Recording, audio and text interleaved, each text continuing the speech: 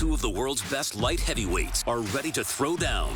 Here we go! It's Mr. Wonderful Phil Davis. Oh my! Versus the Dragon Lyoto Machida.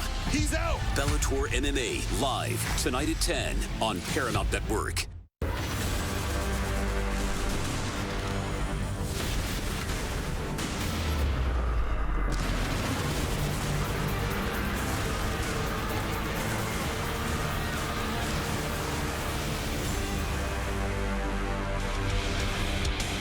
A huge doubleheader weekend at our home away from home. Our safe zone inside the Mohegan Sun Arena. Mike Goldberg, Josh Thompson, Big John McCarthy, Jen Brown, and of course, Chael P. Sonnen. Our main event later tonight, live on Paramount Network, is the rematch between two former light heavyweight world champions, Phil Davis and Lyoto Machida.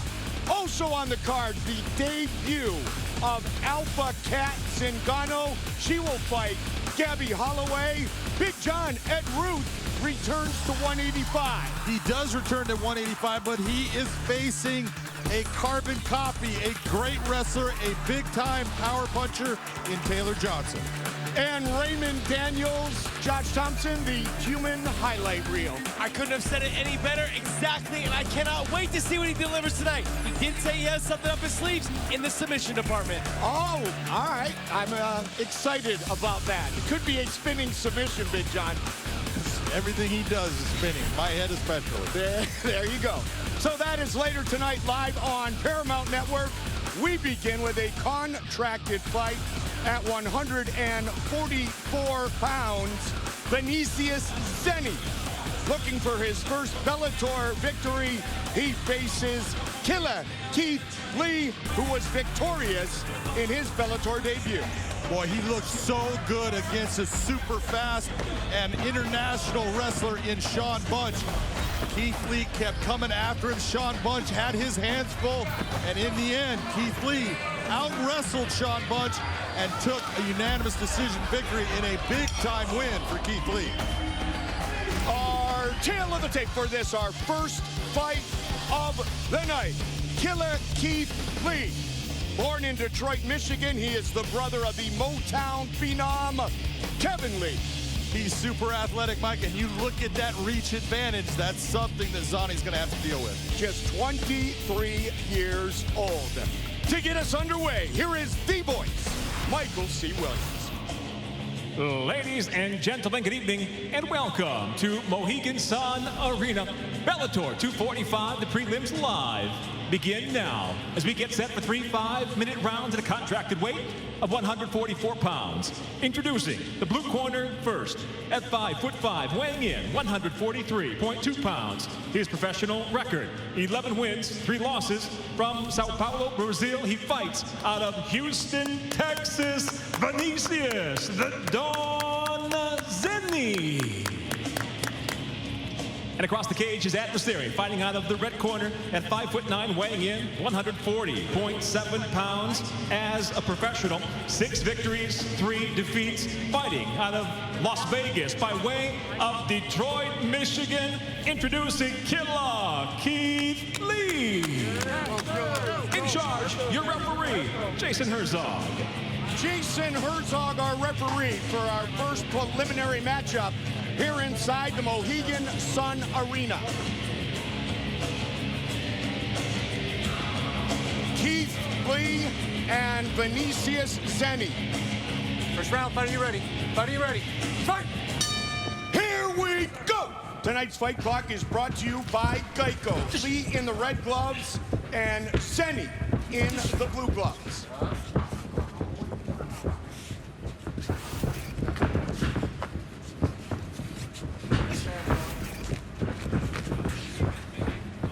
Zenni, winner of 4 of his last 6 fights.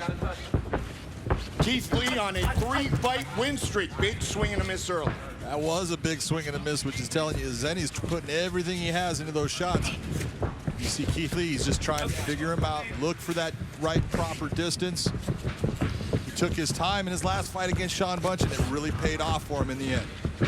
John, when you and I talked about Vinicius Zenni, you said he is a very aggressive fighter. He's super aggressive. He's outstanding in the stand-up. He really tries to sometimes load up on the punching a little too much, but man, he's skilled and he's actually got good ground game skills. He's a well-rounded fighter. What I like that I see right now that he's doing, he's moving his head side to side, almost that little bit of Mike Tyson feel. He's trying to find his range right now, and that's what I like to see from young fighters. You're absolutely right, and you look at, but he's got to do those things based upon just that reach advantage. He needs to get inside, so head movement is key to getting yourself inside without getting tagged. Yeah, he's got to make sure, though, he doesn't keep a rhythm to it, though, so Keith Lee can figure it out. Keith Lee with the body shot a moment ago. Keep up that body work. Oh. Yeah, keep up the body work. Nice attempt at the knee by Zenni. It was a good thought. Maybe didn't land the way he wanted, but that's what you want to do when you get inside. That hurt him. He threw that head kick and left his hands down. Keith was able to capitalize on that straight right. Well, one of the things when you're looking at Keith Lee, and it was one of the things that really I was so impressed with, nice high kick. We both know Sean Bunch is extremely fast, and he really didn't have a speed advantage against Keith Lee, which shows you how fast he really is. And Zenni, up until 10 months ago, was training at Black House MMA with Professor Rafael Cordero. He was teaching and training with Lyoto Machida and Brian Ortega. Rafael Dos Anjos opened his own gym in Houston, Texas, the native of Sao Paulo in the Blue Gloves. There's that aggressiveness that you talked about, Big John. Yeah, that was a nice shot landed by Keith Lee, and you saw that Vinicius was trying to pay him back and actually overextended going for it. So you need to be careful of that. Stay on. Got clipped there. Keep going. Went into that karate stance for a second, acknowledged the fact that he got tagged. Both of these guys are starting to lay some big leather down, and someone is going to be landing a shot and putting someone on their butt here, because you just don't throw that hard. Nice knee. Beautiful knee by Keith Lee. I was just about to talk about, we saw that in the Sean Bunch fight. He threw a lot of knees, and a lot of them had success. And with the height being this almost similar to Sean Bunch with Zenni, then you're seeing that same type of play by Keith Lee. Keith Lee, this is his 10th professional fight. He has never been stopped. Just what you just saw there, that beautiful, that jab that he threw, you saw him change the level of it, throwing Zenni off. Both men very comfortable switching their stance, as you have seen thus far. Well, what I'm seeing right now, Josh, you tell me if you see something different, but Zenni is starting to take bigger chances because he's having a problem with the speed of Keith Lee. I don't even know if it's the speed as much as he's trying to get inside the pocket, and he can't. And that kick is dangerous because he's thrown it a couple of times, and every time Zenni has to move back, he's opening up right into that kick. Nice elbow attempt by Zenni. The Motown phenom, Keith's older brother Kevin, with 18 career wins. Keith looking for number 7 and hoping to move to 2-0 inside the Bellator cage. John, you were talking about how Zenni likes to load up and he throws heavy punches. The issue is you can already tell he's starting to slow down. And right now, Keith Lee's having success with just with the basics of a jab and then a kick, or a 1-2 and then the kick. That's very basic standard combinations, but he's having success with it. Yep. And it's also, you know, when you're missing, it actually takes more energy out of you. Unfortunately, I know. Final 20 seconds of round number 1. Beautiful movement by Keith Lee. You saw how he got inside, little bit of that angle turn. He's controlling the distance, which means he's controlling this fight. Same side. Oh, it was a nice high kick. Round 1 in the books.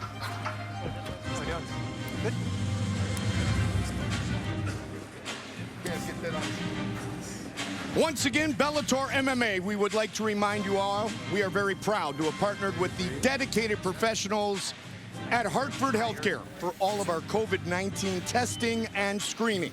For more information, go to hartfordhealthcare.org. Here's that kick, guys. I'll tell you what, there was a lot of good things. This was the kick right at the end. That's called chin to chin. Man, that was a clean shot. Zenni throws that big right, but he's open with that kick, and he eats that thing across his face. That was solid. That was, John, that was also set up with some nice body kicks earlier in the round.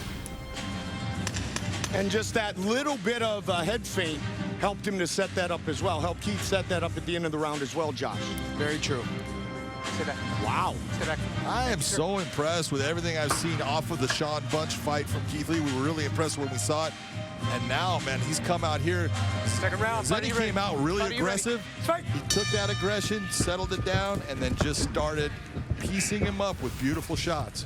John, I can't say it enough. We talk about it all the time. Confidence is key. You have a good win and a nice win over Sean Bunch. Someone was climbing up the ladder to get into that title talk and title contention and have a dominant win over him. And now you can see it right now. It's playing out in front of us. Yeah, I totally agree. And you can see, training with Dewey Cooper, the footwork that Keith Lee is now utilizing and the way that he is controlling the distance and the tempo of the fight. Even when a guy's super aggressive, it says a lot about his fight IQ and how he's getting better. John, I'm just happy I made a statement and Josh said very true. That means we are off to a really good start. Let's not get used to that, bud. Well, that's kind of my point. I'm going to take that one, put it in my pocket, keep it, because it may be the only one. Thank you, by the way. It's a long night. Thank you, by the way. 1 minute into round number 2. That jab is being a big factor when you're watching. He's controlling. Every time Zenni gets an opportunity, comes in, you're seeing that jab coming out, just giving him that range finder that he's utilizing for that right hand and that high kick. The problem that I'm seeing right now with Zenni is he needs to get inside the pocket and make it a dirty boxing fight. And he's just not doing that. I liked how he started the first round off. He was moving his head, coming in and throwing big punches. But now he's staying in that range that Keith Lee's familiar with and comfortable being in. Well, Keith Lee is controlling that range. You can see as they're going. Every now and then, Zenni will give that frontal attack and he'll come after him. But overall, Keith Lee's the one determining where this fight's going to be and at what time the attacks are going to come. Zenni had several Muay Thai fights professionally back in his home country of Brazil. I mentioned his time at Black House MMA in California. Of course, all the great Brazilians have spent time training there. Took a little bit of a knee right there on that takedown attempt. Yeah, I'm not sure why he decided to shoot. I mean, he's been having such success on the feet. There's no reason for him to go for that takedown. I think he was looking at it, similar to what you talk about a lot is, hey, mix it up. Always keep that guy guessing, and I think he's trying to keep Zenni guessing in this fight. Oh, that was a nice flying knee. I'm getting all excited over here. That was beautiful. Then he's got one heck of a chin. He does, man. It's granite. And back in September of 2009, Vinicius Zenni was fortunate enough to make his professional debut against a guy who was already 10-0 named Patricio Pitbull. You know when you have no luck, that's when. Right? Both men made their Bellator debuts at Bellator 239, the WinStar World Casino and Resort. John, let's talk about, if you're Keith Lee, though, you've hit him with every single thing, the kitchen and the sink and the whole bit. But he hasn't budged. He hasn't flinched. He hasn't sat to his butt. As a fighter, this is when you have to really just settle in and go, look, whatever I land, don't get over anxious. Just continue to touch him, and it'll come. That's exactly. A lot of fighters will continue to get after it, like trying to get the finish and put themselves in a position to potentially get knocked out. Yeah, what you'll see is many times maturity will allow a fighter to know it's okay. I hit him with my best shot and he kind of just grunted. That's okay, let me hit him again. When you're a young fighter and you hit someone with your biggest shot and they just grunt, then you go, oh no. Yeah. And things start working backwards from where they should be because psychology starts putting you down when you haven't even been hit. So super important to say, I just keep touching you. Eventually, they'll get to it. The kitchen and the sink. My mom used to discipline my brother and I with the wooden spoon. Yes, I had the plastic spatula. There you go. Which eventually broke, and then I was in more trouble. I think I broke the wooden spoon over my knee. Took it from my mom when I was in college, and I said, Mom, enough already. Enough. Yeah. She found another spoon and hit me again. Zenni's finding at least a home for that counter left hook. Yeah, but Keith's putting himself too close into the situation where he doesn't need to. He has the reach and the range and obviously the speed. He needs to stay on that outside. I think that's the one thing that you're really seeing right now is the speed advantage is really starting to even get worse because Zenni's getting a little bit more tired, and you're seeing the difference in the two fighters as far as their speed. Yeah, but this is where Keith also needs to just keep the output going, but he needs to be cautious and not get inside that pocket where Zenni's obviously going to have more opportunity to land. He just landed a solid right hand, and Zenni didn't even move. Final seconds of round number 2.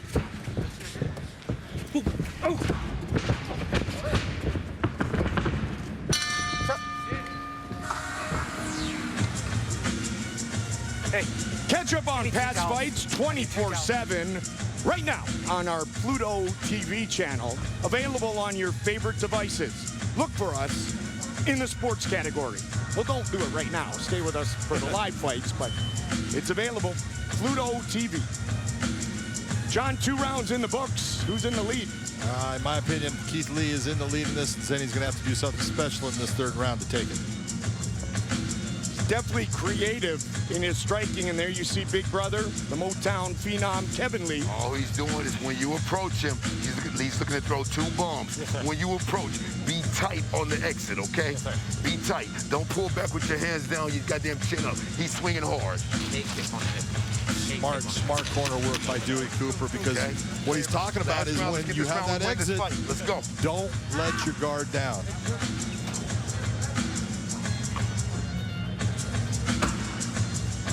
An early congratulations to Keith and his wife, Ronnie. Their daughter, Carter, due on September 18th. 3rd and final round. Red gloves for Keith Lee, blue gloves for Vinicius Zenni. Zenni has shown some creativity, but has not been able to do damage. Well, Zenni at least came back out in the 3rd round, started just like he did the 1st round. Nice forward motion, good head movement, landed a big right hand. He needs to do exactly that. He needs to start taking control of the position and the distance of this fight. What Zenni's having a problem with is even after he does land, he lands with his hands down. And Keith Lee is able to land some sort of strike afterwards, and that's the lasting impression in the judge's eyes.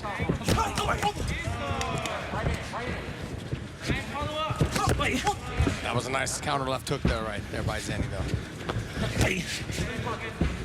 I think Keith Lee could be just popping that jab and landing it at will if he wants.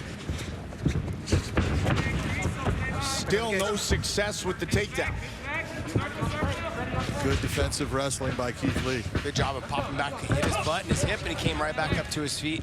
Dug back under for the underhook and got back to his feet. Nice.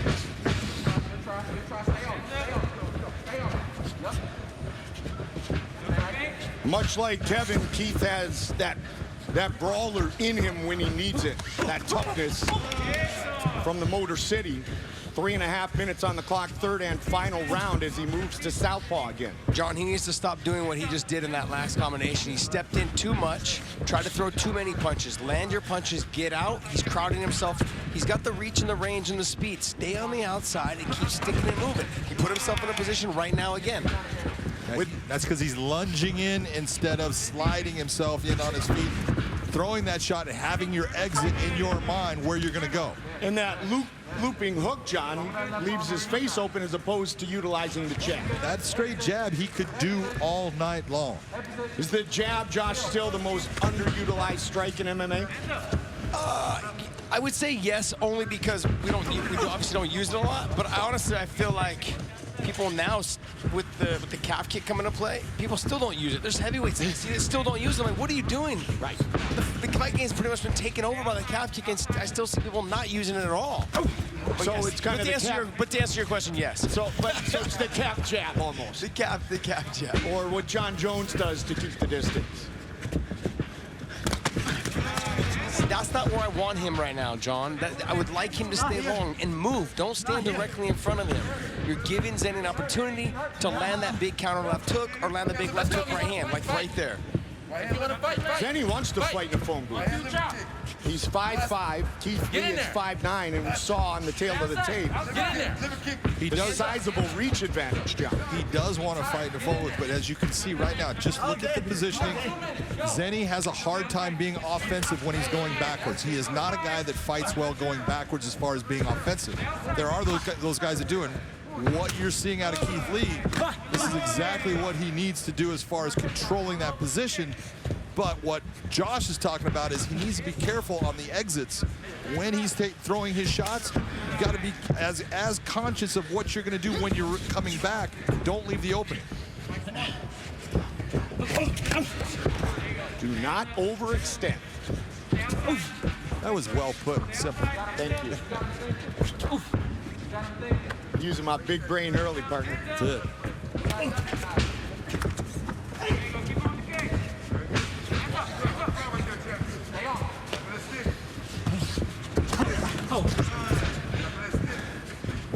Former training partner, Lyoto Machida, in our main event later tonight.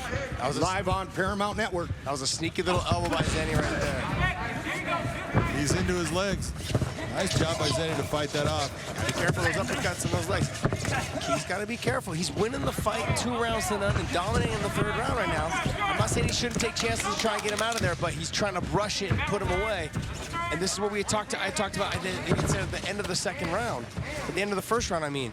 There's no reason to take extreme chances because you've been landing clean shots and having success. Take your time, the knockout will come. And if it doesn't come, you still have to win. Absolutely, like his first fight against a very tough opponent, as you guys talked about, in Sean Bunch. Final seconds of this contracted battle.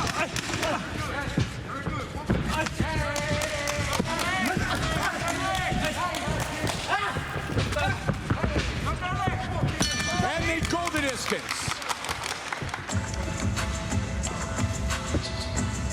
Keith Lee and Vinicius Zenni fight the full 15 minutes.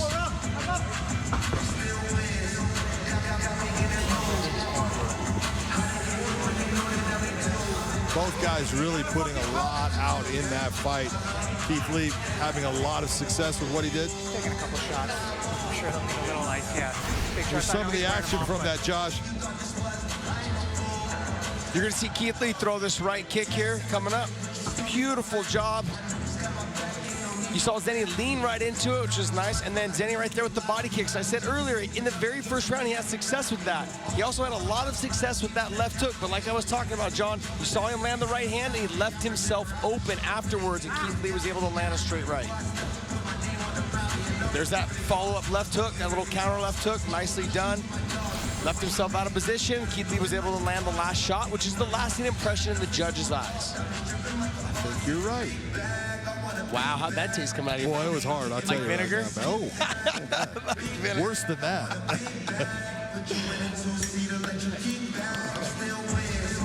There's a lot of love right now. Quarantine is bringing us together. Very happy mood right now with the 3 of us. Give it time, right, Josh? John, you like how he included himself in the 3 of us? Well, you were nice to me before, remember? See, I already forgot you were nice to me. One compliment 10 minutes ago, and it's all gone. Now the real Josh has arrived. Judges rendering their decision. Great fight. Good pace. Keith Lee looking to move his win streak to 4. Michael C. Williams with the official decision. Ladies and gentlemen, having gone the distance, we'll go to your 3 judges at cage side. Your first, Jaron Villel, scores the fight 30-27, while judges Jacob Montalvo and Doug Crosby both see it the same 29-28. All have it for the winner by unanimous decision. Killer Keith Lee. Carl coming home. Killer Keith Carl Lee. coming home. There you go, talking to his daughter Carter, due on September 18th. Congratulations, Keith Lee, 2-0 inside the Bellator cage. All right, we're already in great moods. Jen Brown, is Chael P. Sonnen in a good mood? I don't know, Chael, are you in a good mood up here? I could not be happier. Are you kidding me? I'm not Jake Glazer. I'm not Jake Glazer. Well, this is the first of 2 nights that we are here at the Fight Desk, and we're going to be breaking down all the action. We're in for a treat. So let's kick it off. Let's start up talking about our main event tonight coming up on Paramount Network. It's a contender fight for, you know, Phil Davis, former champ, taking on another former champ, Lyoto Machida. You know, you look at these two guys, it is a rematch, but Chael, they fought 7 years ago. We can talk about how they matched up and what they will take away from that first fight, but that's not what we should do. These guys have evolved. They are different fighters now. So talk about where they are now in their career and what we should expect tonight. Yeah, and I love that you said it's a contenders fight, because I see it that same way. Last time we're in this building, Nemkov goes out, wins the championship of the world, but he needs an opponent. I think maybe one of these guys is the right guy. Okay, I do want to talk about some of the evolution, Jen. When they're going to go out and rematch, the question becomes, what's going to be different this time? Well, let me tell you their answers. Phil believes that he learned enough about Machida to close the distance and force some action in the second contest. Machida came out, said, I don't know that I have to do things different. I was actually hurt in the first fight. My leg was hurt. My ankle specifically wasn't throwing kicks. I wasn't moving the way I like to. That was their answers. We're going to find out who's right. We are going to find out now. Phil Davis said he didn't go back and watch their first matchup to prepare for tonight. He said he watched your fight with Lyoto Machida. So what do you think he should have taken away from that fight? Well, look, one thing that Phil knows because he was in there with him, Machida's the wrestler killer in many ways. One, he keeps that distance, but he also uses that knee so well. Whether it was Bader, whether it was Randy Couture, Dan Henderson, throw myself in there. Yeah. Machida does very well with wrestlers, and so I think that Phil is probably going to have to trick him to get inside or go to plan B and possibly strike with the Dragon. Well, he did talk about feeling the effects of almost getting that first round knee when it came at him, and he said it just flew by his face. He said it woke him up, and he said, I don't want to have that happen again. He doesn't want to have that happen tonight. All right, that's our main event coming up later on Paramount Network. Let's get back to the fight action. Goldie? Jen, Chael, thank you very much. We are set for a heavyweight matchup inside the Bellator cage. Tyrell Fortune coming off his first career defeat, facing off against the outlaw, Jack May. Our tail of the tape for this heavyweight fight. And heavy is the key. Tyrell Fortune at 251.1.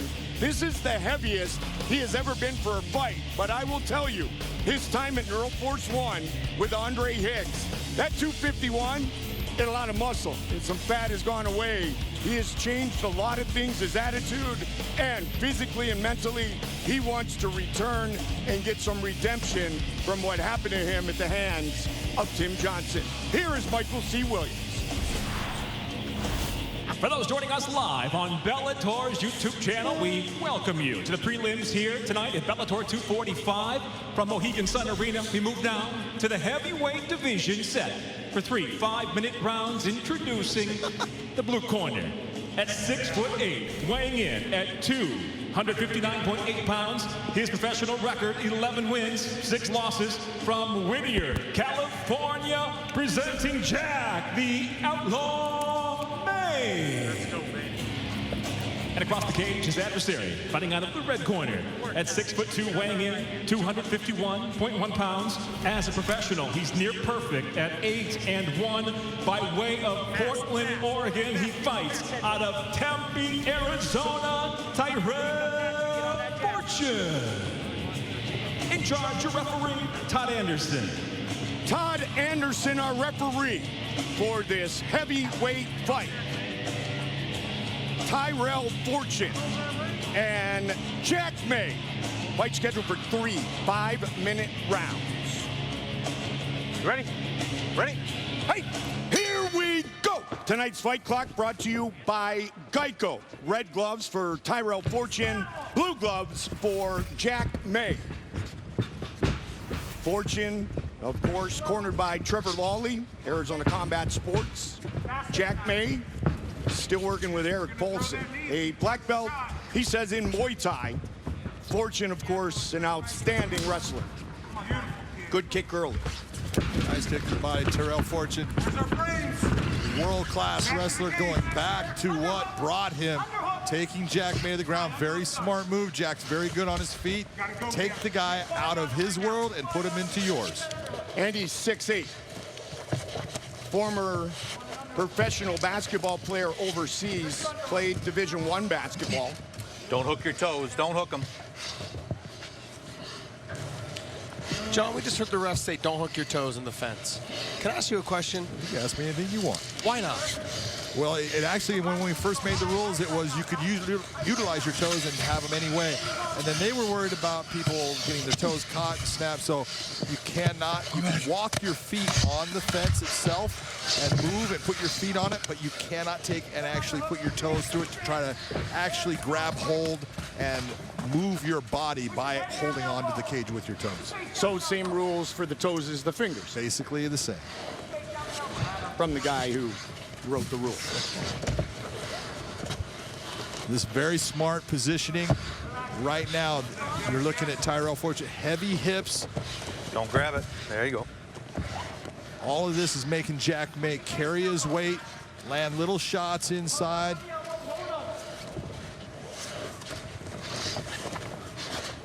Tenth professional fight for Tyrell Fortune, all inside the Bellator cage. Well, Tyrell Fortune was an undefeated fighter going into his last fight against Tim Johnson, another very good wrestler. And, you know, I think Tyrell learned some things in that fight. One was, you know, he was used to going into wrestling tournaments being hurt and still being successful. MMA is a different sport, and you cannot be, you're going to have injuries. You can have little nicks and things like that, but you can't be injured and fight. That's why fighters pull out. If you're injured, you need to pull out because it's going to affect your performance. I think that and other things outside of the fighting world itself were on his mind. You don't want to go into the fight like that, and I think he learned a lesson from it. Tim Johnson had a great performance, and he learned something from being into a fight. He probably should have pulled himself out. Walk over here. Sorry. All right, let's talk real quick, Goldie. Stand right over here. I'll be back. While he handles his business here. No, I want to talk to you because you had brought up that Tyrell had put on some weight as heavy as he's been. But I also just saw a scramble right now as well, where he ended up getting back to his feet, where I feel like if he was a lighter fighter, he would have out-scrambled and kept the top position. But instead, now he ended up on his feet against the fence, and we're in this situation now, but that has nothing to do with that. I'm simply saying that there was a scramble situation there where I felt like he could have ended up on top. So when you being a lighter fighter, being able to move more, being able to be quicker on the ground. This is his groin. So you need to be very careful in that position. You understand? All right. And he has worked diligently on his explosiveness and his conditioning, and to John's point, healing with the guys at Neural Force One. The Pitbull brothers, of course, train there. Henry Cejudo trains there. Henry Corrales, Bellator's own, also spends a lot of time up there.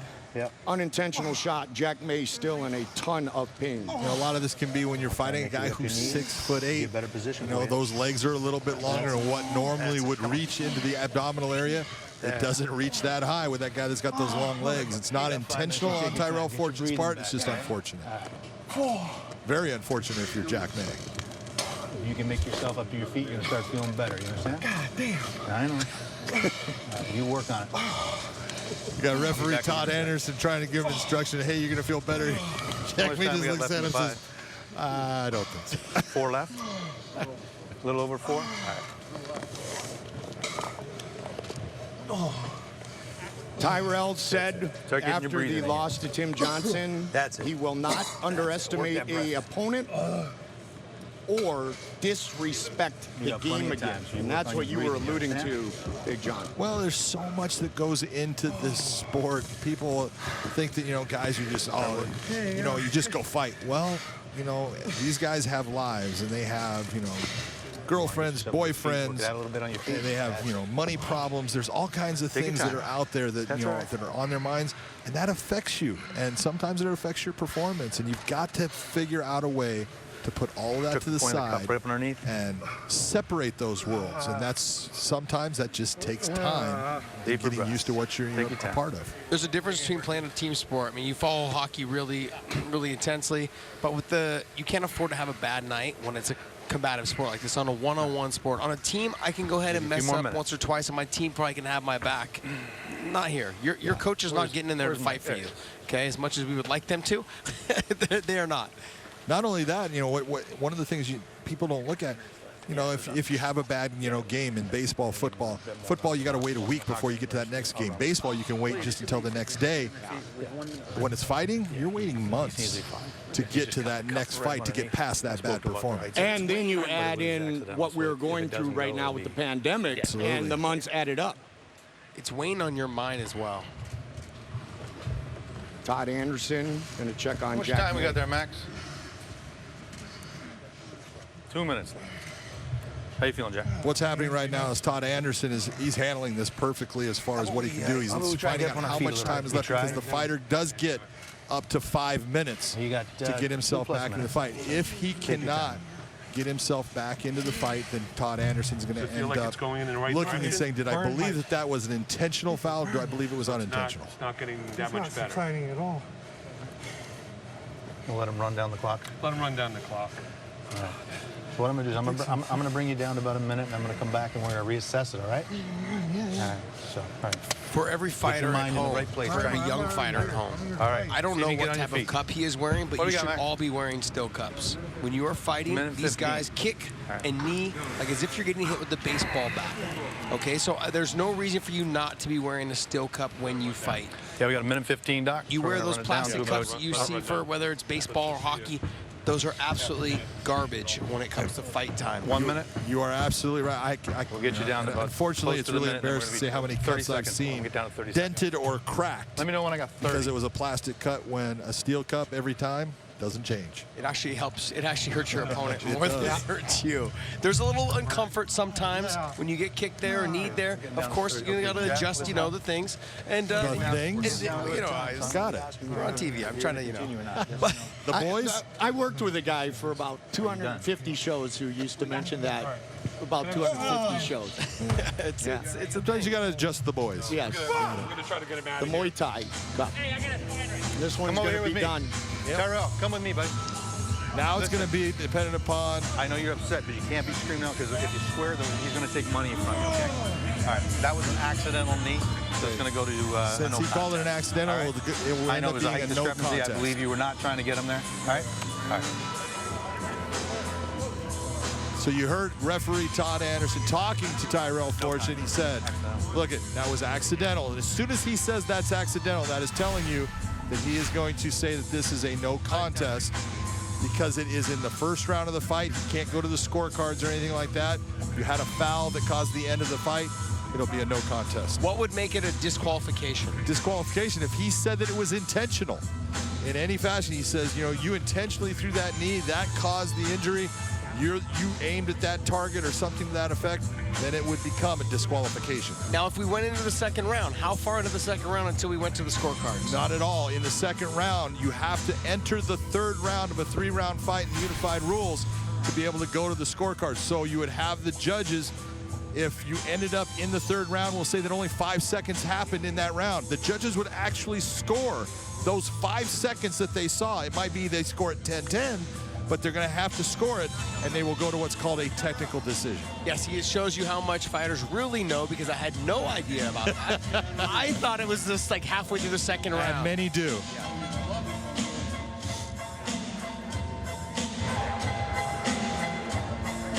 Unfortunate for both fighters. Neither fighter wanted this to happen. Raised up. He didn't even go through it. He didn't touch it. He just didn't want to stretch and wheel you so you don't have to keep walking. Is that it? Is that it? Okay.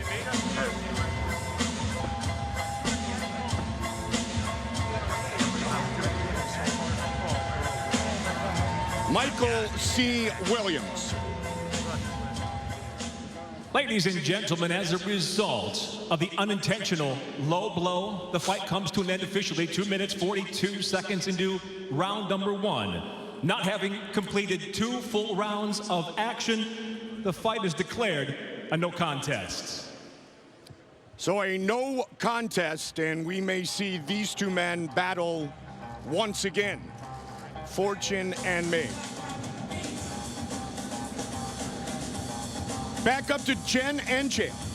Well, thanks, Goldie. Coming up later on tonight on Paramount Network, we have the highly anticipated debut of Kat Zingano. She's taking on Gabby Holloway. Now, Kat spent most of her career fighting at 135 chael. She's making the move up to featherweight. It's her second time fighting at that. Now, given that Gabby came in almost a full weight class heavier, she was 6 pounds over at the weigh-ins yesterday, Kat still decided to take the fight. But given how strong Gabby is, might that be something that she, that could hurt her in this fight? Yeah, I think that it's very relevant. The question becomes, why did you miss weight? Did you not run enough? Did you not focus on your nutrition? Or there's another side of it, which is, I just wanted to rest my body. I was willing to take the fine, do this match, and come up with a little bit more horsepower. I don't think that's the one it is.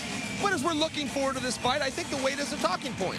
Well, Gabby's very durable. She's tough. She has never been finished. This is a very tough test for Kat Zingano in her debut. No, I think it is too. And I like everything that Kat has been doing in terms of her preparation. The way that she used the quarantine to lock down and hone in on her skills. I will tell you, your first time in Bellator, when you're the new kid, no matter how many times you think you've done this sport, it is a little bit different. Some people tend to underperform. She's going to have to get her emotions in check. She's going to have to deal with it. Look, Kat's done a lot of things. Fighting a pandemic, going to be a new experience for her. Well, certainly, and she talked about that. She did use that time, as you said, to heal, to really get her mindset. She says that she is focused, she is hungry. I think that was the big thing she said, is usually when she's in training and preparing for a fight, it's like she has to go to the gym. She has to worry about her weight cut. She says that this quarantine and the preparation has really gotten her mind right to get her ready for this fight tonight and make that debut. Yeah, I think it's very meaningful as well. I mean, I do think that Julia Budd will be watching this fight, just by example. I do think that Chris Cyborg will be needing to watch this fight. Kat Zingano matters. She's a big name, and she's got a big opportunity. All right, well, it's going to be a great fight. That's coming up later on tonight, live and free on Paramount Network. Goldie, back down to you guys. Thank you very much, Jen. This is our main card later tonight, 10 East, 9 Central.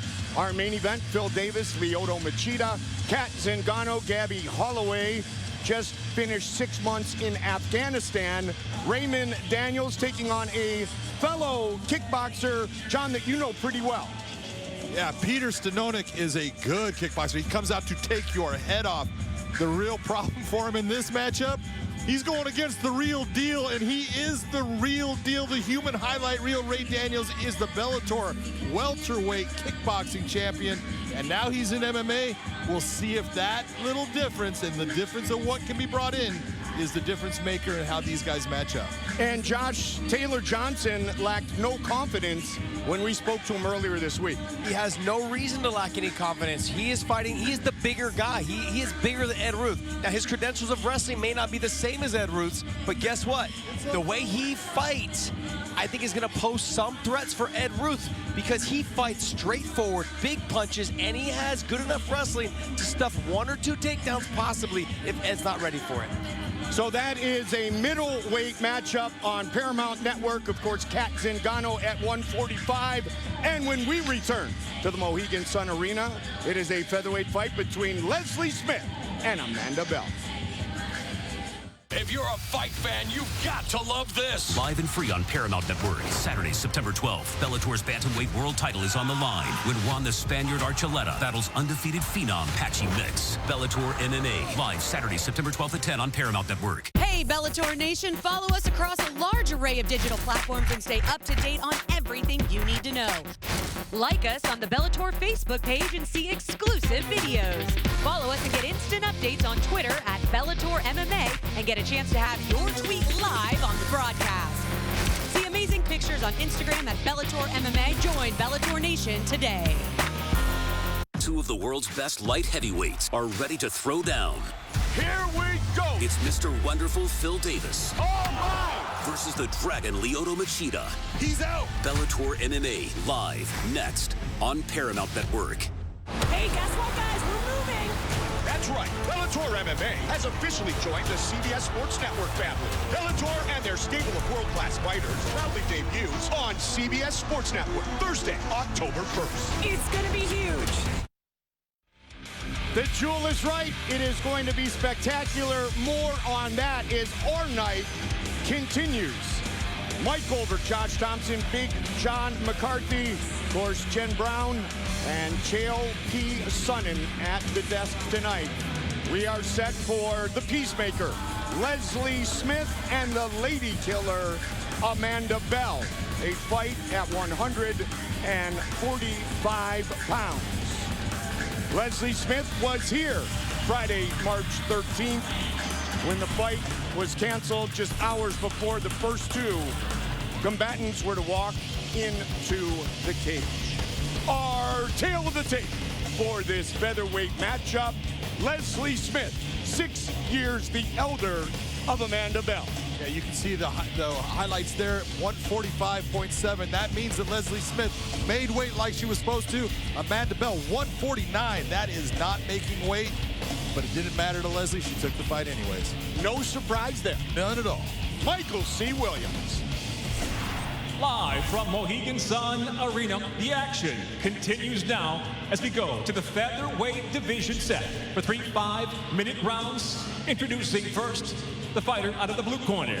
At 5'7", weighing in 149 pounds even, her professional record stands at 7-6, fighting out of Spokane, Washington by way of Salem, Oregon, Amanda, the Lady Killer Bell. Do this, and across the cage, her adversary, fighting out of the red corner. At 5'9", weighing in 145.7 pounds as a professional, 11 victories, along with 8 defeats and 1 draw. By way of Oakland, she fights out of San Francisco, California, Leslie, the Peacemaker Smith. In charge of the action, the referee, Kevin McDonald. Kevin McDonald, our referee. Gilbert Melendez, Jake Shields in the corner of Leslie Smith. 2 outstanding fighters, Caesar Gracie black belts, and Gilbert Melendez and Josh Thompson have met before. Right? A couple times. Here we go. Tonight's Fight Clock brought to you by Geico. Red gloves for Leslie Smith, blue gloves for Amanda Bell. Of course, as we have mentioned many times, Kerry Melendez, Leslie Smith's main training partner. The COVID pandemic did limit the time that Amanda Bell could train in Spokane, Washington at the Warrior Camp. Amanda Bell likes to come out. She likes to control the distance. She always goes forward. She almost bullies her opponent. She's going to have a hard time bullying Leslie Smith. Leslie brings a lot of pressure. Leslie will bully her right back. Yes, she will. But what I liked what I saw from Leslie from the very beginning, she let Bell just push her around a little bit around the cage. She kind of felt the power, felt the touch. She was filling her out, not just standing there not doing anything, but she was letting her do her thing, kind of feeling how her power was and how her speed was, and now you're seeing her get after her. Leslie was able to train at the El Nino Training Center in the Bay Area because she has a camper by the gym. She said she loves it. She's upgraded it a little bit. Had a food service. She is ready for tonight.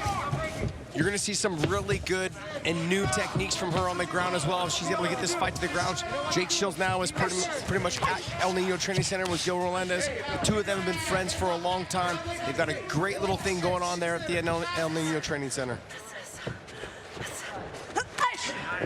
Leslie's ground game is way better than people realize. She just very seldom does she go to the ground.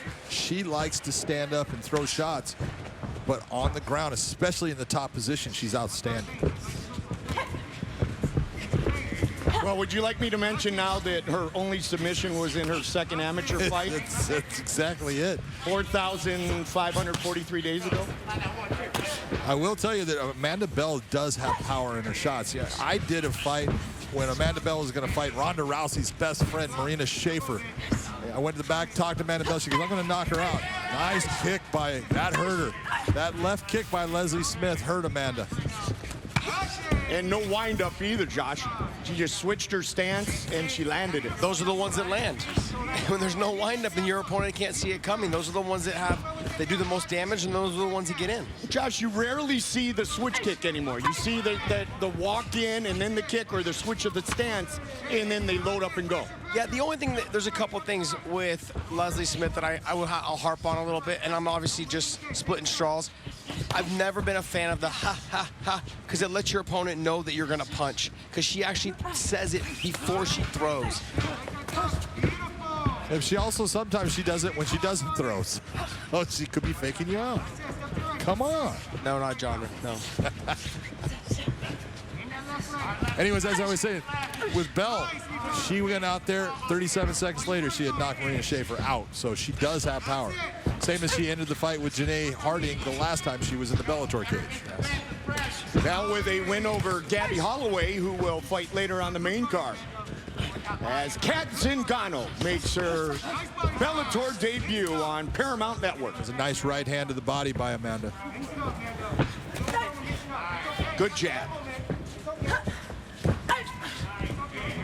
Now I'm going to hear it every time she does it. It's going to be like listening to Monica Seles play tennis. But man, she was good, Monica Seles. Yeah, she was. Nice little sneaky uppercut by Leslie. 21st professional fight for Leslie Smith. Amanda Bell touching her with nice little shots, not trying to put too much into him. But this is where, on the ground, on top, Leslie Smith is very good. Beautiful positioning. Nice ground and pound there by Leslie Smith. And I'm just seeing a little bit of the same position that you see from Jake Shields, that you would normally see from his type of grappling. She's hipping in. Watch it. That was close. It was. When you think of great submission fighters in MMA, out you go. You put Jake Shields on all the list, Damian Maia right at the top of the list. Outstanding. I put Jake Shields almost at the very top. Very top? So hand maybe 1, 2. Sup? Round 1 in the books. Watch the kick to it down, all right?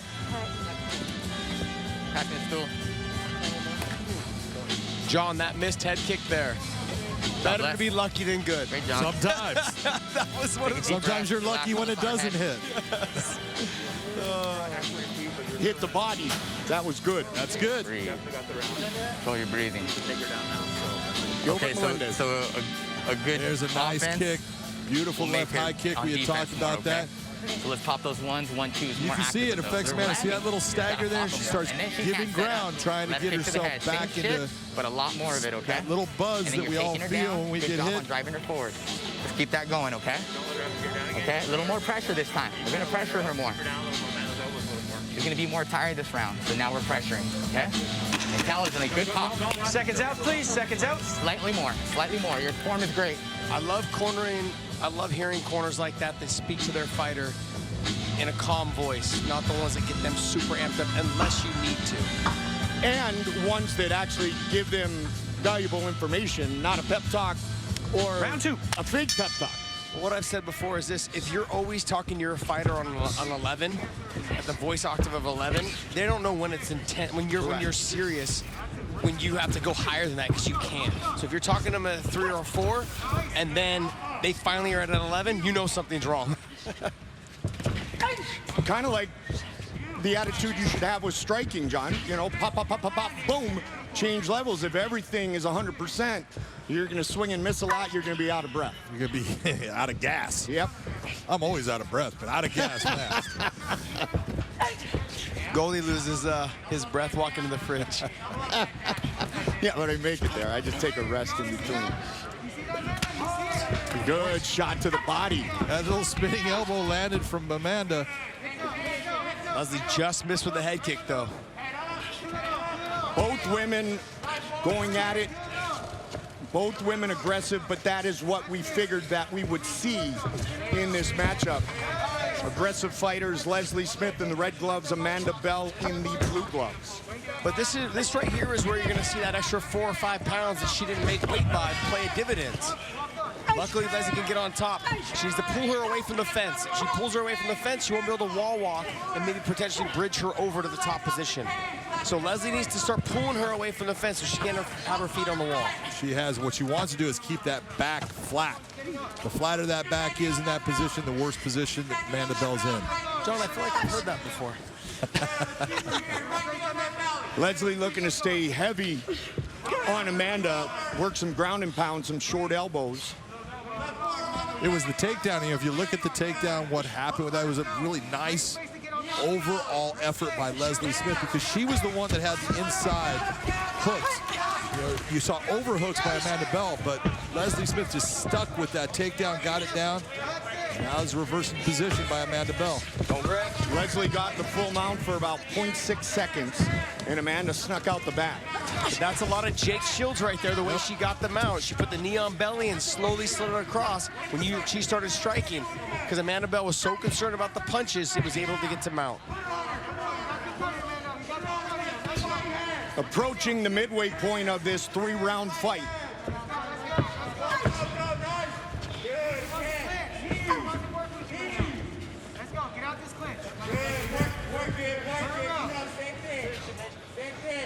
You're seeing good head position right there by Leslie Smith. Something when I had fought Gil a couple times, he had done the same type of thing. It was like a jockeying for head position. I know that he's coaching that, and you can see it in Leslie Smith. You know both of those guys very well, Josh, so you can see the idiosyncrasies of training with those men in the fighting style of Leslie Smith, who at 38 still continues to evolve. Exactly. That's what this sport is about.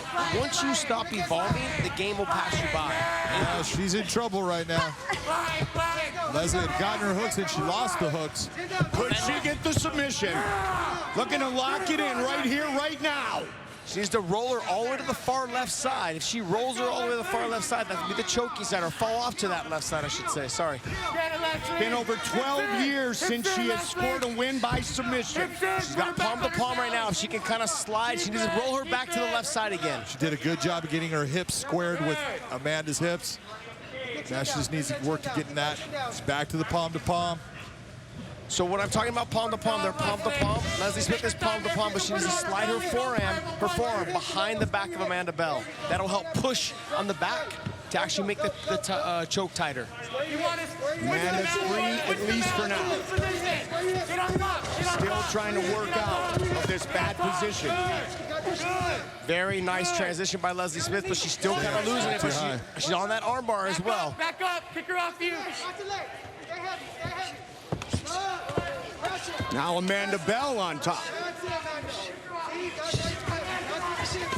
Nice job of putting the feet on the hips on the waistline there and kicking her back. Good job of framing out with her arm and her leg at a certain point to keep Amanda off of her. And Amanda landing on the exit with that uppercut. Amanda's done a really good job of getting out of some bad positions. For sure. You know, we've been talking about Leslie's good on the ground, and Amanda's done an outstanding job of getting herself back to her feet. But John, this is where I will continue to harp on fighters that don't make weight. And I know it sounds like a negative thing to do, but it's unfortunate because in this third round, Leslie's fighting really hard. But that extra 4 or 5 pounds will play a factor, especially as you get tired in the third round. Yeah, you're right. MVP empowers combat veterans and former professional athletes by connecting them after the uniform comes off, providing them with a new team to assist with transition, promote personal development, and show them they are never alone. To all our combat vets, former fighters, and athletes, good job. MVP I want you to stay in the center back. because she doesn't like Go to to vetsinplayers.org to donate Work your or job, join. catch your leg kick. And today would be a really good day to do so. Okay, it's 1-1 right now. Okay, you have to win this round. You have to win this round. Okay, we're in the third round right now. We did 10 rounds, right? Are you used to that cardio? Let's show her that. Okay, you gotta win this round. The beautiful Mercedes. Seconds out, please. Third and final round. Scorecard, Big John? Well, I was just listening to the corner of Amanda Bell, and according to him, it's 1-1. I do not agree.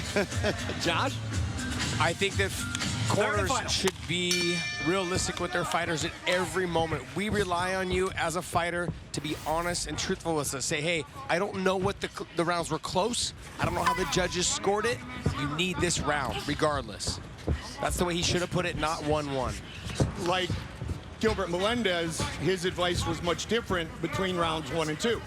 Not about the scoring, but about what needed to be done. Or even if you're going to edge a little bit, tell your fighter they need to dominate. Tell them they need to finish. Yes. I believe it's 2-0 Leslie, but I mean, I could be wrong. But Amanda Bell with some nice positioning here on the back. Like how she grapevine the leg. Now she's on the figure 4. So what Leslie needs to do is she needs to pick a side, preferably fall to the side where the legs are locked, and start trying to open those legs. This is not where you want to be.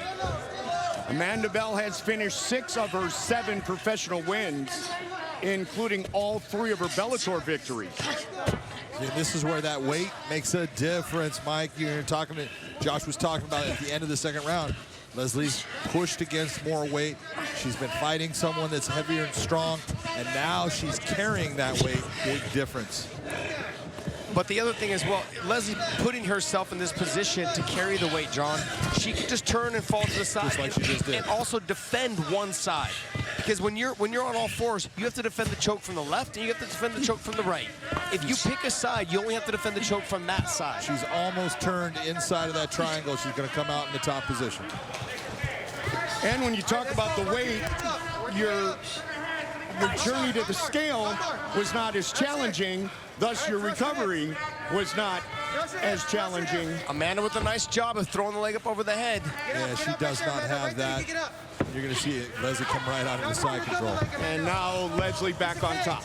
She needs to stay out of the guard because that got flopped up there pretty quick. You saw the hesitation in Leslie. She was thinking about that kick and went back to Kevin McDonald saying, watch kicking a down fighter, and she's just hesitated. Third and final round, Leslie Smith, Amanda Bell.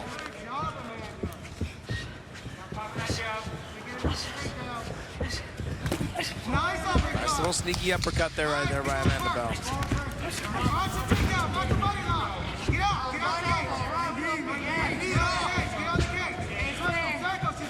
Leslie's done a really good job when she's got double underhooks here, controlling the body.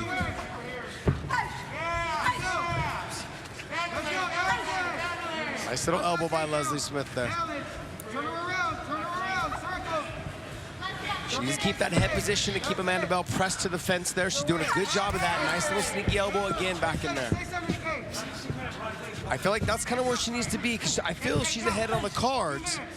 I could be wrong, but I feel like Leslie's won both rounds. She just needs to keep her pressed to the fence, Amanda Bell, and just keep the head pressure there, do some dirty boxing, make it gritty, catch your breath. Well, right now she's behind in this round. She's still got a little bit of making up to do if she's going to take the round. I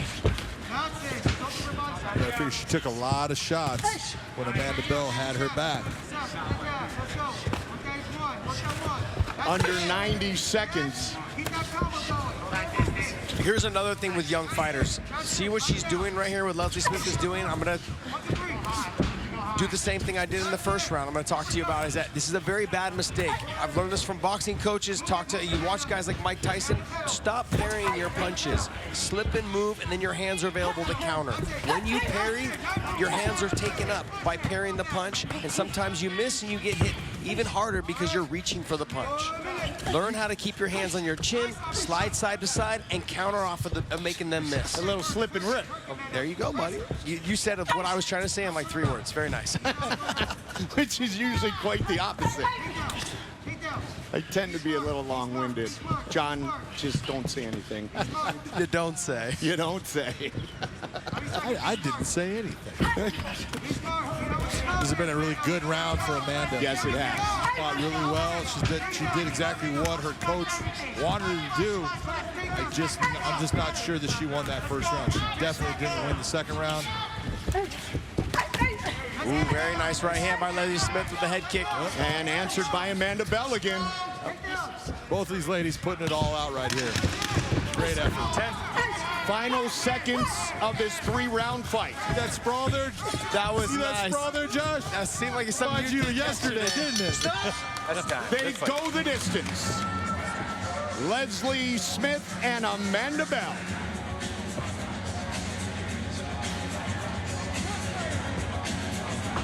Put your hands up, Amanda. Put your hands up.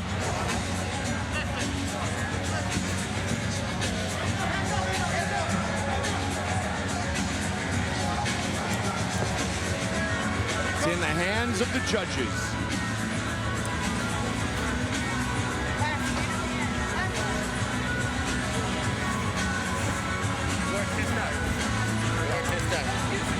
Get that mouthpiece.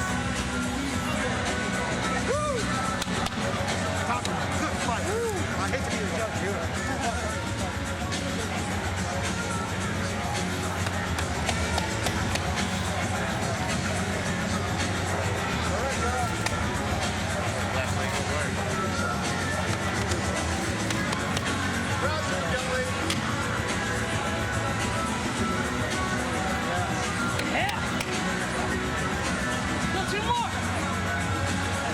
They definitely came into the Bellator cage and engaged.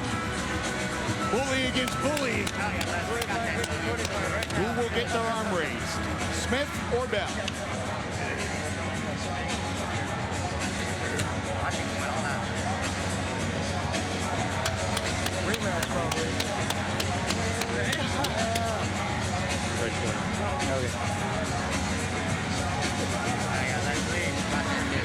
Okay. Ladies, to the center, please. Scorecards are in. Here's the voice, Michael C. Williams. Ladies and gentlemen, for the decision, we'll go to your judges at cage side. All three judges, Brian Miner, Jaron Vallel, Jacob Montalvo. All three seed exactly the same, 29-28. I'll have it for the winner by unanimous decision, Leslie, the Peacemaker Smith. Leslie Smith, by unanimous decision, back to her winning ways as we get it back to Jen and Jake. Well, hey, that was a great fight there, and a lot more fight action coming your way. Reminder, hey, we're going to be up top of the hour live on Paramount, 10/9 Central. All right, Chael, we're going to talk about a guy I know you're high on. We got Ed Ruth. He's taking on Taylor Johnson. Now, Ruth is moving up back to 185. Johnson's a big 185er, right? He's a good wrestler. He's got power. All 5 of the wins have come by knockout. We know that Ruth likes to stand and trade. What do you want to see from Ed Ruth tonight? All right, Jen, in the spirit of disclosure, I must tell you, Taylor is my teammate. But I do like this fight for many reasons. First off, Taylor took this on short notice. They're both former college wrestlers, and they both had a high level of success. Taylor is said to have very heavy hands. I have seen him in practice, and I can confirm this. I will also tell you that it was short notice, and the third round is a little bit concerning to me. Sure. Now, Ruth, he did tell us that, we've seen him use his stand-up a lot in his last fights, but this fight, he wanted to focus on showcasing everything, although he did say if the knockout's there, he will take it. Yeah, Ed Ruth is very grimy when he wants to be. He can get in your face. He can make for a very uncomfortable evening. Jen, sometimes I don't see him do that. Sometimes he does not. When he was a college wrestler, when he won national championships for Penn State 3 times over, he was on you. The second that whistle blew, he was on you, and I see a little bit more hesitation. Maybe it's pacing, maybe it's strategy within MMA. I'd like to see a little bit more explosion from Ed Ruth. A little bit more wrestling as well. He's a great wrestler. We need to see some wrestling from Ed Ruth. All right, let's transition now to a highlight reel knockout hour. Our first fight on the main card. We've got Raymond Daniels. He's our welterweight kickboxing champ. He's taking on a fellow kickboxer in Peter Stanonik. I want to talk about Daniels because this guy, he's only had 2 fights in the Bellator cage, but he's got 22 kickboxing knockouts. Those 2 fights that we've seen, though, were fantastic, Chael. Oh, this guy is special for sure. They call him the highlight reel. He's 40 years old. You would never know that. You see him at the weigh-in. I mean, this guy looks fantastic, Daniels. I got to tell you, though, his opponent, Peter, knows what he's doing in the stand-up. This guy's a kickboxer himself. He throws very hard. He's a very ornery guy. I only offer that for you because I feel as though he's kind of being overlooked. Well, if you look at fight experience inside the cage, Peter has more. So does that give him the edge coming into this fight? I think that there's some opportunity there. Look, when you put on these very small gloves, a lot of the defenses are different. So if you're a defensive fighter, you don't have quite the same edge as if you're an offensive kickboxer coming over to MMA. I think that that's very good for Wait, Raymond. Yes, Daniels. Exactly. Well, no, here's the thing. You know what I'm thinking of when you're saying that? Is like I went back and watched his top 10 highlight reel knockouts. And if you guys haven't seen them, you should go do that later on tonight before you go to bed. It's insane. It really is insane. It's going to be an exciting fight. It's a great matchup. I can't wait to see it. It's going to be a good one. All right, we're going to head back down cage side to the three guys. Big John McCarthy, Josh Thompson, Goldie. Guys, how's it going? We're doing good here, Jen. Our tail of the tape for this matchup between Rafael Carvalho and Alex Polizzi. Look at the record, 6-0 for Polizzi. He has been dynamic in those 6 wins and an ex-middleweight champion in Carvalho. He's outstanding. To our announcer, Michael C. Williams. Ladies and gentlemen, live from Mohegan Sun Arena, we conclude the Bellator 245 prelims here on Bellator's YouTube channel with 3 5-minute rounds in the light heavyweight division. Introducing the blue corner at 6 foot, weighing in 203.6 pounds. Undefeated as a professional, he enters with 6 wins, no losses, fighting out of Madison, Wisconsin, Alex "Easy" Polizzi.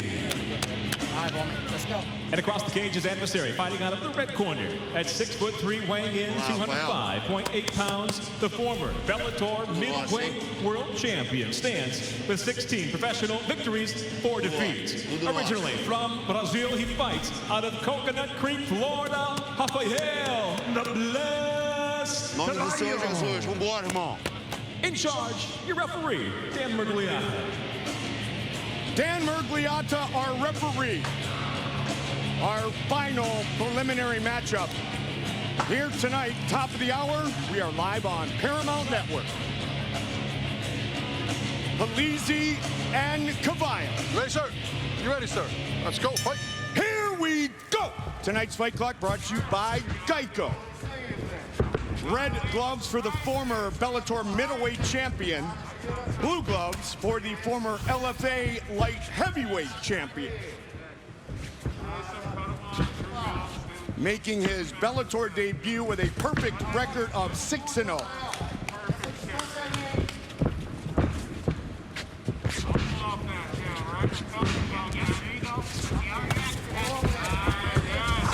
Good takedown early.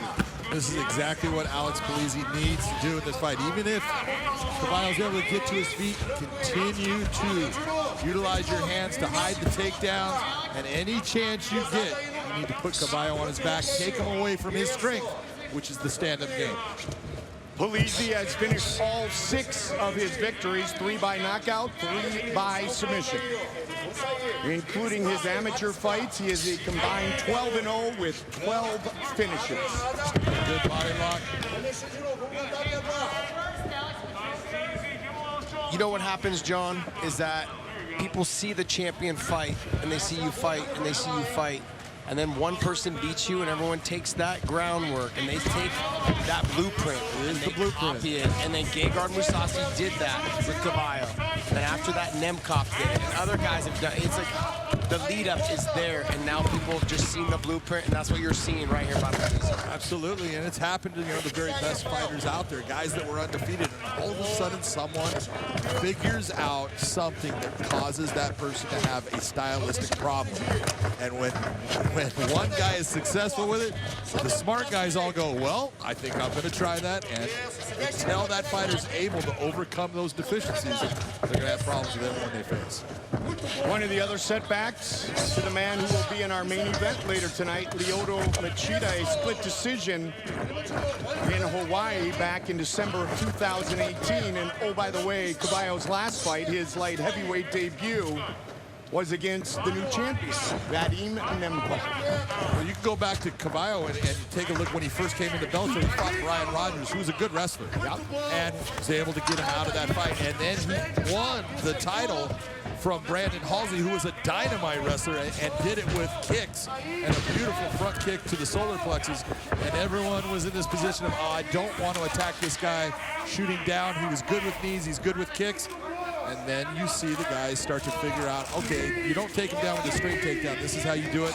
You get underhooks, you do the body locks, and That's how you take him down. That's what Gegard showed, and that is exactly what everyone is working. That's what you see Polizzi doing right now. Carvalho defeated Melvin Manhoof not once but twice, then Alessio Sakara. That was his third title defense prior to the fight in London against Gegard Mousasi. Red gloves for the former Bellator middleweight champ, as I mentioned. Blue gloves for the Bellator newcomer, Alex Easy Polizzi. Here's the problem that I'm already seeing with Polizzi, John, is that he spent a lot of energy right off the bat trying to get these takedowns. He wasn't able to hold him down, get some work done, try to get soften him up, and slow hit Carvalho down. So now he's in a position now where he's wasted a lot of energy. His muscles have blown up. We just saw that takedown that we just talked about him not doing, just shooting straight in. Yep. And Carvalho was almost able to land a good, clean knee. This also just inexperience. It really is. He's 6-0.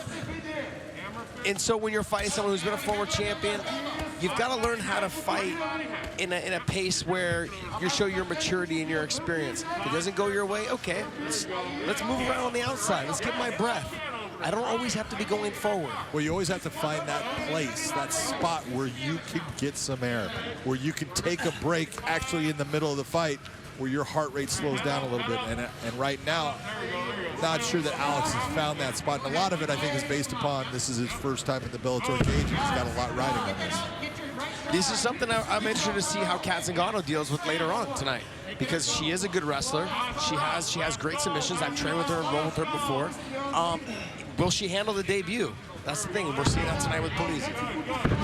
So right here, what you're seeing from Polizzi when he's picking up the entire body weight of Carvalho, and you're looking and saying, you're burning a lot of energy with not a lot of return for your investment. You know what I'm saying, John? Why? I'm saying why. Yeah, exactly.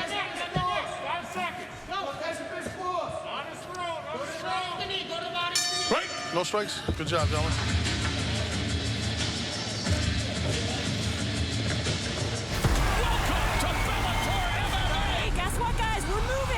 That's right, Bellator MMA has officially joined the CBS Sports Network family, the 24-hour home of CBS Sports. Known for its in-depth coverage of college and professional sports, now welcomes Bellator and their stable of world-class fighters.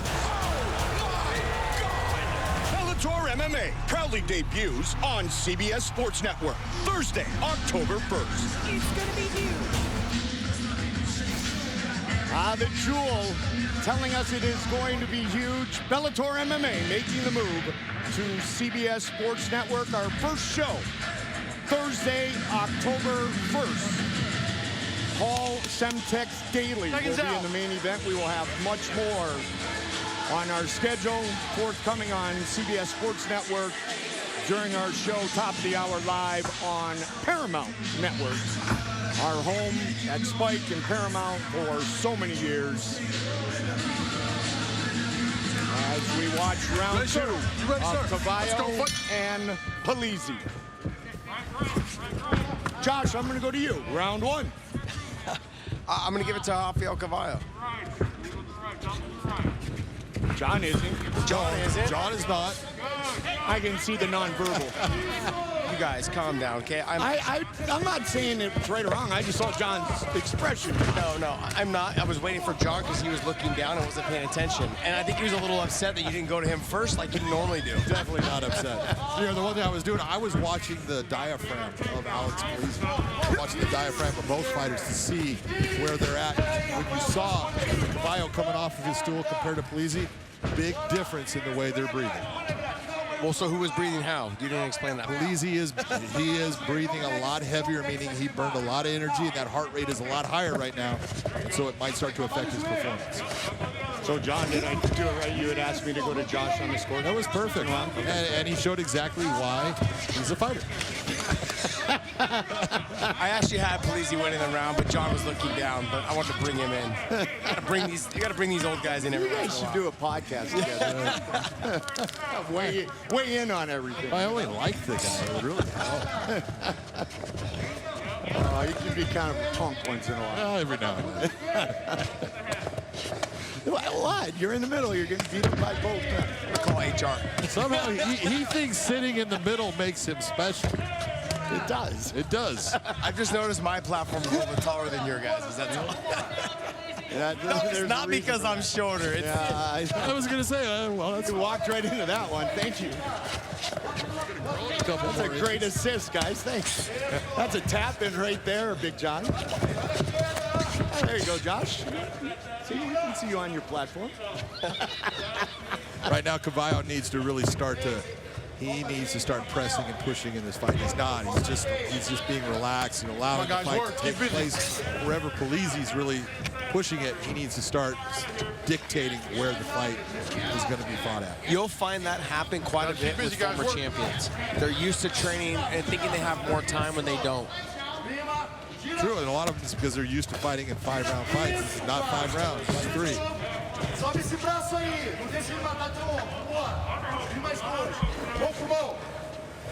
Midway point of this 3-round fight. Second fight at 205 for Carvalho. Next Saturday, Showtime Boxing is back.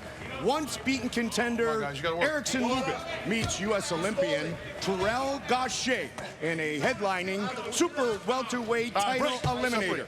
That is Saturday, September 19th, 9 in the East, 6 in the West, on the home of champions, Showtime. John, that's what he's got to avoid doing. He just dropped to his knees. Yes. Almost took a knee right to the face.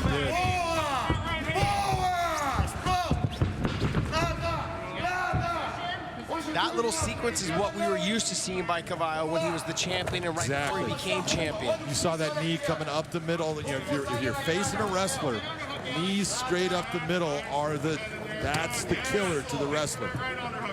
There's that, the push kick up the middle, the body kicks. Those sometimes will work if you get him up. The more of the toe kick, I should say, versus the body kick.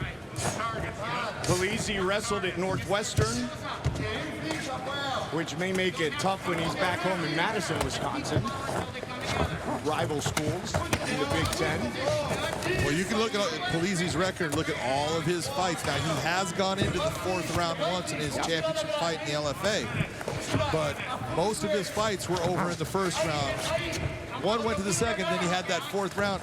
So he's gone the distance here. He's gone farther. So he's proved that he can do it. I just want to see a little sense of urgency from Carvalho. Polizzi's fight for the LFA title was February 21st. Big explosive takedown by Polizzi.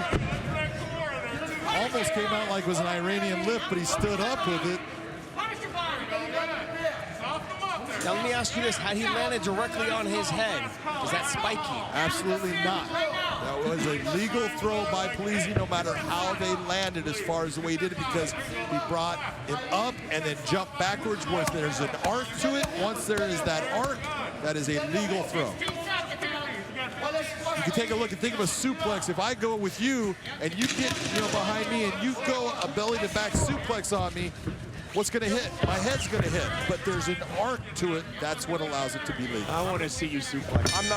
I'm not lifting him. You want to talk about ruining your back?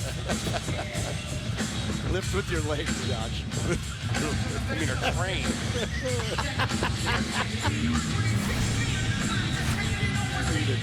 Here's that lift, and what you see is Polizzi gets his head from underneath in the middle of his legs and lifts up.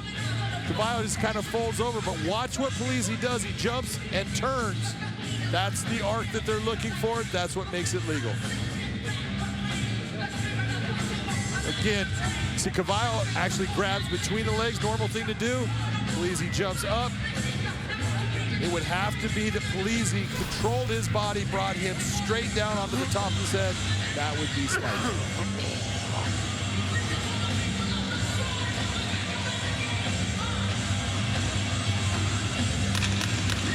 All right, second go.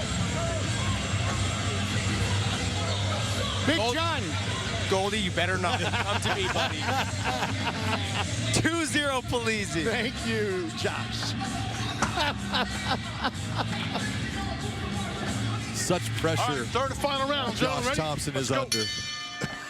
Big John, your unofficial scorecard. Unofficially, it would be 20-18. Alex Polizzi Polizzi right now, really when you're looking at it, Rafael Carvalho needs to change this fight up. He needs to get active. He needs to get after it. I liked what he did there right to start the round. Was that toe kick to the belly? That's the defense as well as the knee.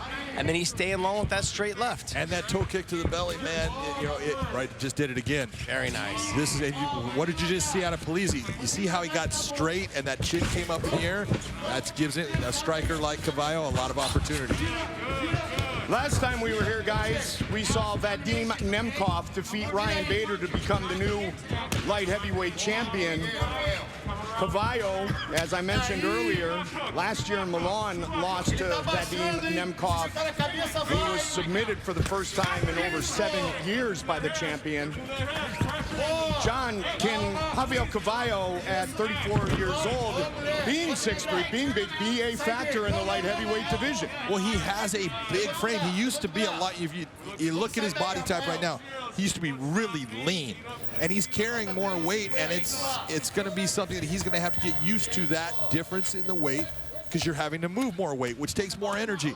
But he can definitely be a factor because his striking is so good. The real question is he's got to keep people from taking him off of his feet where he can be effective. Here's the issue, though. His striking is very good, but your striking is only good if you have an output.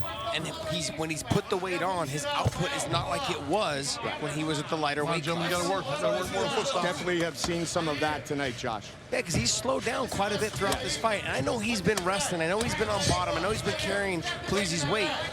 But this is not the same fighter he was at the lighter weight class.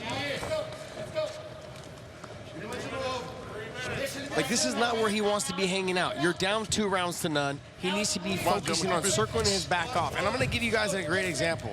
Lyoto Machida. He understands that this is not where he wants to be. Lyoto's very good at having the knee up the middle. Lyoto's very good at throwing the toe kick up the middle like you just saw earlier from Carvalho. He's got to have a little more intensity on getting his back off of the fence.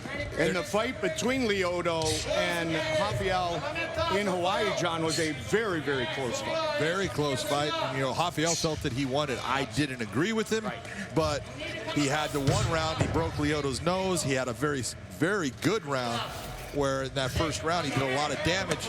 But this is the problem, and it's exactly what Josh is talking about. Right now there should be a sense of urgency by Carvalho I've got to get my back off of this fence. I have to move myself into a position where I can be offensive, and he's not showing it. And that's what happened to him even in the Lyoto Machida fight. Go to that third round. Look at who dominates the positioning, who puts him against the fence, and he doesn't do anything about it. Polizzi looking to move to 7-0, looking for a victory in his Bellator debut. May go the distance for the first time as a professional and amateur mixed martial artist. But arm raised in any form or fashion is good enough. The frustration for me watching this whole fight is that, like, not only did not the sense of urgency, but in the beginning of this third round, he had a lot of success with the toe kick, the straight left. He was baiting him with the knee and then feinting him with the hip, like a little bit of the Machida where he's turning the hip and then throwing the toe kick. Then when he rushed in on a combination, got himself into a body lock position, and this is where he ends up. He should never have been in this position to begin with. You can go back and look at, Carvalho's record. He lost his very first fight, then went on a string of 15 straight wins, became the Bellator champion, and then in his last 4 fights, he's 1-3. Yep. And he's losing this fight right here, so he's going to end up 1-4 in his last 5 fights. That's not good. Losses to Mousasi, Machida, Nemkov, and he's got 45 seconds to change the fate here. Good. You see the hips of Polizzi trying to stretch. See that leg pulling down? It's putting pressure on Carvalho's knee. He's not at a right angle to really finish it. He's going to have to turn the hip a little bit over the top of it to kind of get it. But let me just tell you, if you're wearing a steel cup, it does make a difference on potentially getting this position. It becomes a fulcrum. That's gone. Hold on, I'm looking up fulcrum right now. F-U-L-C-R-U-M, right? You got it, baby. Thank you. Final 10 seconds of this light heavyweight fight. No Bellator cage jitters tonight for Alex Polizzi. You could almost say that was easy for Polizzi. I was going to say that. There you go. That was horrible, John. Oh, come on. That's why I didn't say it.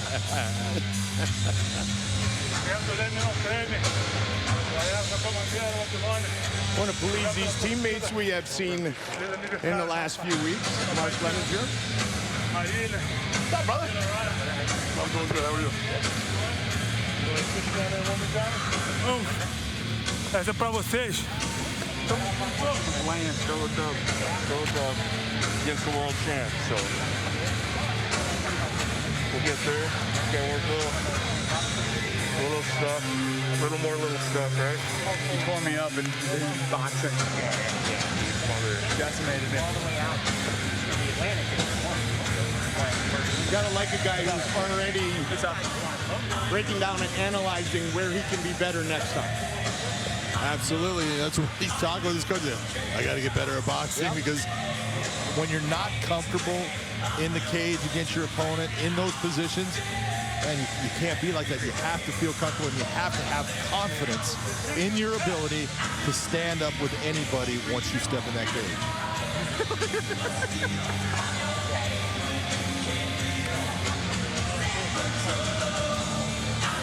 First time Polizzi has gone the distance. I got the feeling, though, from Polizzi like he wasn't happy with his performance. What are you not happy about? I feel like you dominated a former world champion. Which is what his quarterman kind of said. Let's find out if the judges agree.